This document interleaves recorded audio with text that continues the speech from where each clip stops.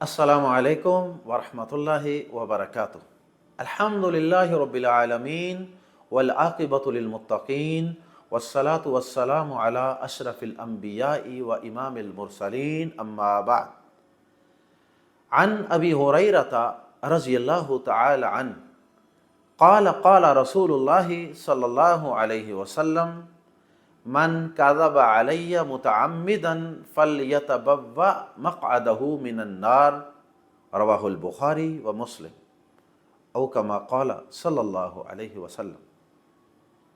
नाज़रीन किराम, जो सही बुखारी और सही मुस्लिम शरीफ की मुत्तफ़क़ अलैह हदीस आपके सामने पढ़ने की सआदत हासिल की गई है, इस हदीस मुबारका में अल्लाह के प्यारे नबी सल्लल्लाहु अलैहि वसल्लम ने उन लोगों को जहन्नम की वईद सुनाई है जो लोग खुद अपनी तरफ से ही कुछ बातों को इरादतन गढ़कर बनाकर उन्हें अल्लाह के नबी सल्लल्लाहु अलैहि वसल्लम की हदीस और आपका फरमान करार दे देते। हालांकि वो बात अल्लाह के प्यारे नबी सल्लल्लाहु अलैहि वसल्लम की हदीस नहीं होती, हालांकि वो अमल अल्लाह के प्यारे नबी सल्लल्लाहु अलैहि वसल्लम की सुन्नत और आपका तरीका हरगिज़ नहीं होता। अल्लाह के नबी सल्लल्लाहु अलैहि वसल्लम जो बात बोलते हैं, जो काम करते हैं या जिस काम से रोकते हैं, ये सब कुछ अल्लाह के नबी सल्लल्लाहु अलैहि वसल्लम अपनी मर्जी से नहीं करते। वमा यंतिकु अनिल हवा इन हुवा इल्ला वह्युन यूहा।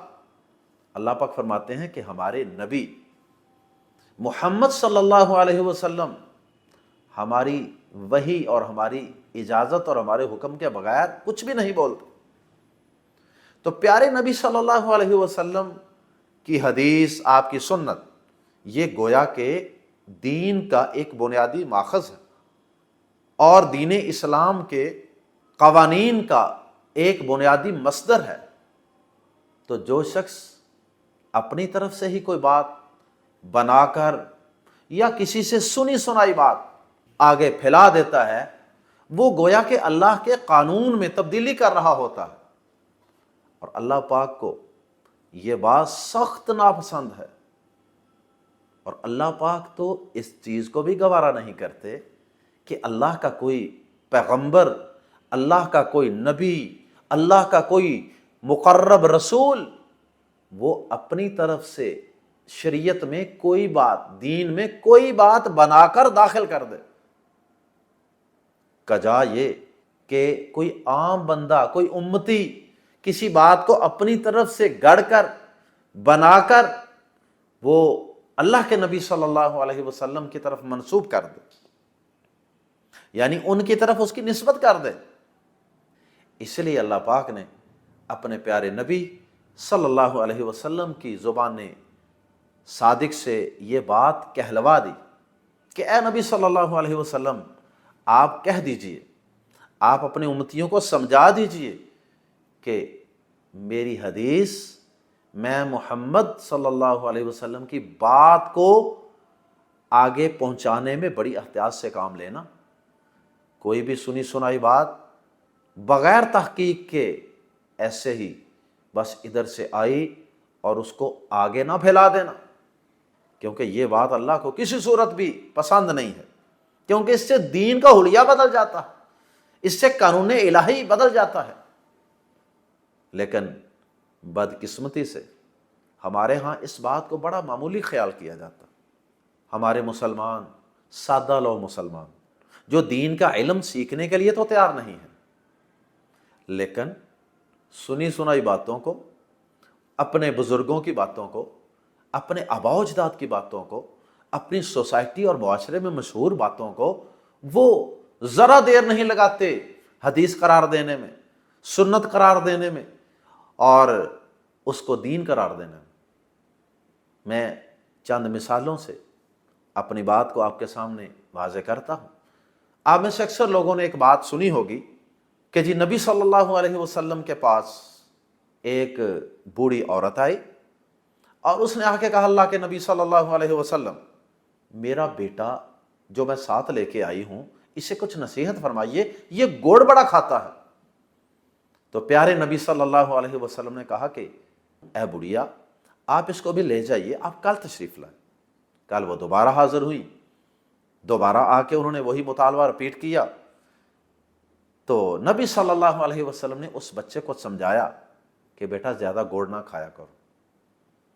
اب جب اس عورت نے اس بچے کو نصیحت کروا لی، وہ اس الجھن کا شکار تھی کہ آخر اللہ کے نبی صلی اللہ علیہ وسلم نے یہ کیوں کہا کہ کل آنا۔ اس نے سوال کر لیا کہ اللہ کے نبی صلی اللہ علیہ وسلم آخر کیا بات ہے کہ آپ نے کل میرے اس بچے کو نصیحت کیوں نہیں کی؟ تو آپ نے فرمایا کہ کل اصل میں نے خود بھی گڑ کھایا ہوا تھا، اس لیے میں نے اس کو نصیحت نہیں کی گڑ نہ کھانے کی۔ آج میں نے گڑ نہیں کھایا تو آج میں نے نصیحت کر دی۔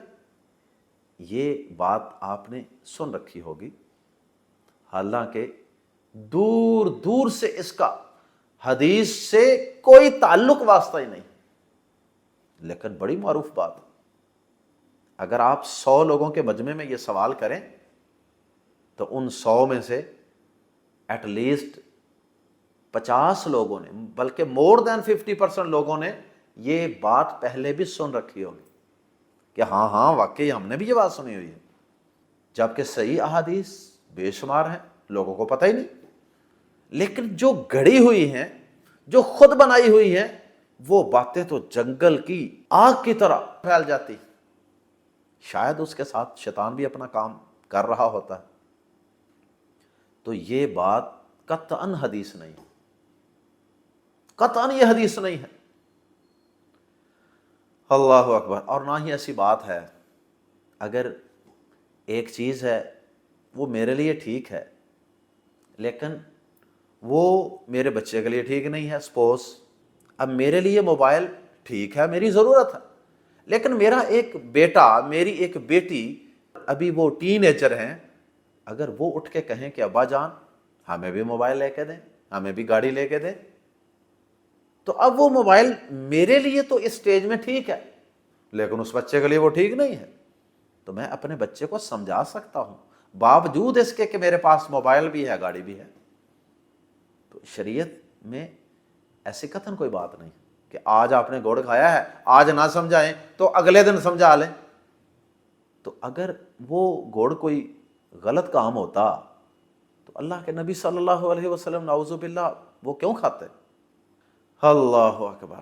عام لوگوں کی نا یہ ایک طرز کلام ہے، ان کا ایک سٹائل چلتا ہے کہ جی ایت ہے جی ساڈے نبی پاک دا فرمان بھی ہے نا جی، یہ کہہ کے تو آگے وہ بات جو انہوں نے کرنی ہوتی ہے نا، یا جو انہوں نے سنی ہوتی ہے، مشہور ہوتی ہے، اس کو وہ بیان کر دیتے ہیں، گویا کہ اس کو حدیث بنا دیتے ہیں۔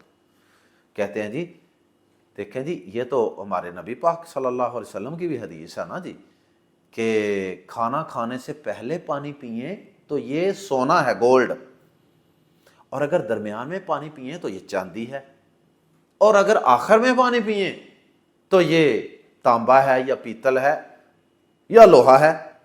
اب ذخیرہ حدیث آپ چھان ماریں، یہ بات آپ کو کہیں بھی حدیث کی شکل میں نہیں ملے گی۔ یہ کسی حکیم کا قول ہوگا، کسی طبیب کا قول ہوگا کہ چلو جی پانی شروع میں پئیں تو زیادہ بہتر ہوتا ہے، لیکن اس کو حدیث قرار دینا یہ بہت بڑی جسارت ہے، یہ معمولی کام نہیں ہے، اس میں سوچ سمجھ کے ہمیں بات کرنی چاہیے۔ اللہ اکبر۔ اسی طرح ہمارے ہاں معاشرے میں اور بھی کئی باتیں مشہور ہیں، اور جب سے سوشل میڈیا آیا ہے نا اس وقت سے تو یہ گناہ بہت ہی زیادہ بڑھ گیا کہ جس مرضی چیز کو حدیث بنا کے سوشل میڈیا پہ پھیلا دو، اور اس کے ساتھ نا نیچے اس کو مزید اتھینٹک بنانے کے لیے یہ لکھ دو کہ اتنے لوگوں تک شیئر کریں، اتنے لوگوں سے شیئر کریں گے یہ ملے گا، اتنے لوگوں کو فارورڈ کریں گے جنت پکی۔ بھائی یہ فارورڈ اور شیئر یہ الفاظ تو اس وقت ہوتے ہی نہیں تھے، یہ تو اب کی ایجاد ہے، فارورڈ اور شیئر۔ اور سوشل میڈیا کے جنون میں کہ جو چیز آئی بس اس کو آگے چلا دو، جو چیز آئی فارورڈ، جو چیز آئی فیس بک پہ چڑھا دو، یہ رویہ قطعاً درست نہیں۔ حرام ہے اللہ کی قسم ایسی سنی سنائی باتوں کو حدیث قرار دے کر پیارے نبی صلی اللہ علیہ وسلم کا نام استعمال کر کے آگے چلا دینا، یہ اللہ کے ہاں بہت بڑا جرم ہے، یہ گناہ ہے، یہ کبیرہ گناہ ہے۔ جس کام کو کرنے پر جہنم کی وعید سنائی جا رہی ہے، کیا اس کے کبیرہ گناہ ہونے میں کوئی شک ہے؟ یہ کنفرم کبیرہ گناہ ہے، یہ ایسا گناہ نہیں ہے جسے معمولی سمجھا جائے۔ تو بہرحال پیارے نبی صلی اللہ علیہ وسلم کی احادیث مبارکہ جب صحابہ کرام نے تحریر فرمائی اور پھر تابعین نے، تبع تابعین نے اور ائمہ محدثین نے جب ان پہ کام کیا، وقت گزرنے کے ساتھ ساتھ جب صحابہ کرام دنیا سے جا رہے تھے، رخصت ہو رہے تھے، ذخیرہ احادیث جو پہلے سینوں میں زیادہ محفوظ تھا، اگرچہ کتابوں میں بھی نبی صلی اللہ علیہ وسلم کے دور میں بھی احادیث لکھی گئی ہیں، لیکن زیادہ یہ احادیث سینوں میں محفوظ ہوتی تھی۔ وقت گزرنے کے ساتھ ساتھ صحابہ کے بعد تابعین، تبع تابعین، ائمہ محدثین نے پھر اس پر کام کیے اور احادیث کی تدوین ہوئی۔ تو اس وقت کئی لوگوں نے، کئی منافقین نے، کئی یہودیوں نے نبی صلی اللہ علیہ وسلم کی طرف کئی باتیں اپنی طرف سے گاڑ کر اس ذخیرہ احادیث کے اندر انہوں نے انٹر کرنے کی کوشش کی۔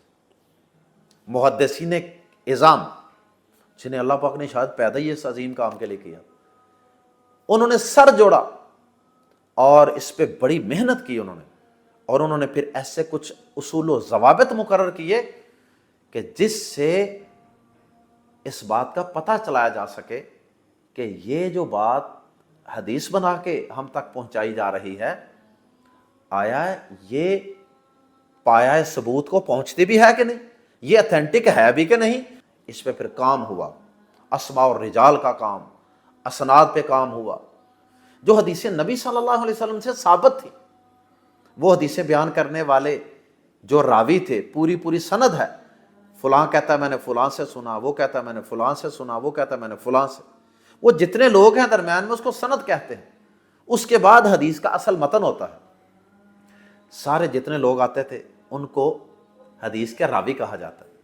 ان کے اوپر جرح و تعدیل کا علم، اسماء اور رجال کا علم عارض وجود میں آیا، ایک ایک بندے کی پوری زندگی کی ہسٹری تحریر کی گئی، پھر اس پہ کام ہوا۔ اس کے نتیجے میں محدثین اس نتیجے پہ پہنچے کہ اب ہم جانچ سکتے ہیں کسی بھی حدیث کو کہ یہ حدیث صحیح ہے یا صحیح نہیں۔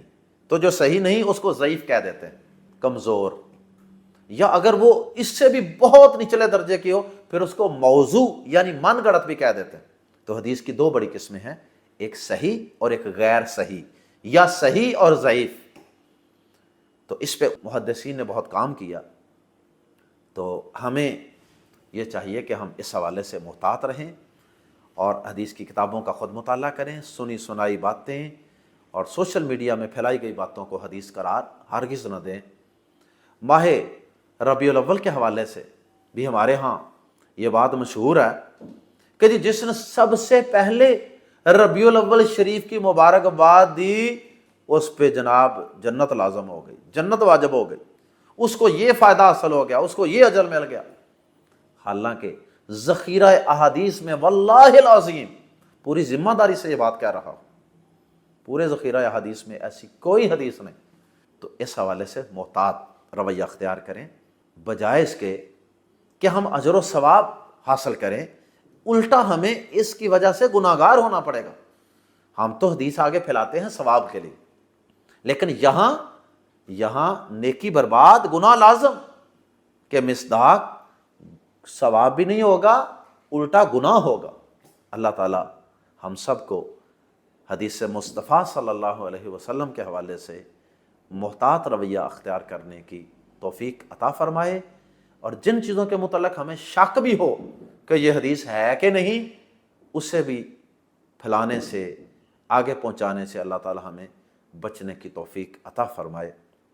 سبحانک اللہم و بحمدک اشہد ان لا الہ الا انت استغفرک و اتوب الیک۔